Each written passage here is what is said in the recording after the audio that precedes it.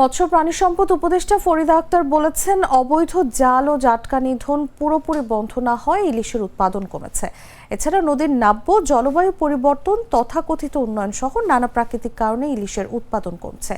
সোমবার বরিশাল ক্লাব মিলনায়তনে উপকূলীয় এলাকায় মহিষের চারণভূমি সংকুচিত হওয়া ও এর উন্নয়নের সম্ভাবনা এবং সমাধান নিয়ে এক কর্মশালায় তিনি কথা বলেন।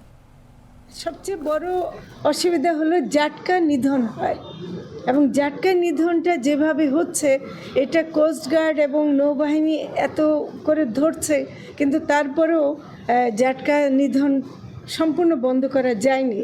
এবং তারপর হলো অবৈধ জালের ব্যবহার। আপনারা দেখেন কারেন্ট জাল এবং অন্যান্য জালের ব্যবহারের কারণে সেটার জন্য ইলিশের প্রাপ্যতা কমে যাচ্ছে। এটার কিছু প্রাকৃতিক কারণও আছে। সেটা হলো যে আমাদের নদীর নাব্যতা কমে যাচ্ছে, মেঘনার অববাহিকার ওদিকে কিন্তু অনেক দূষণের শিকার হচ্ছে আমরা, যেটা ইদানিং দেখতে পাচ্ছি।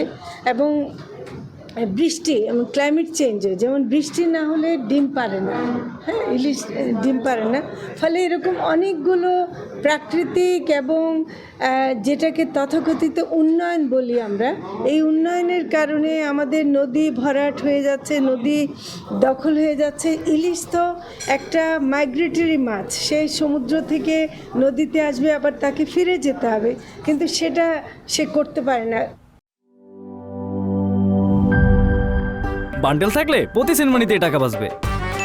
বিকাশ সেনমানি বান্ডিল কিনে জিতুন প্রতি লেনদেনে।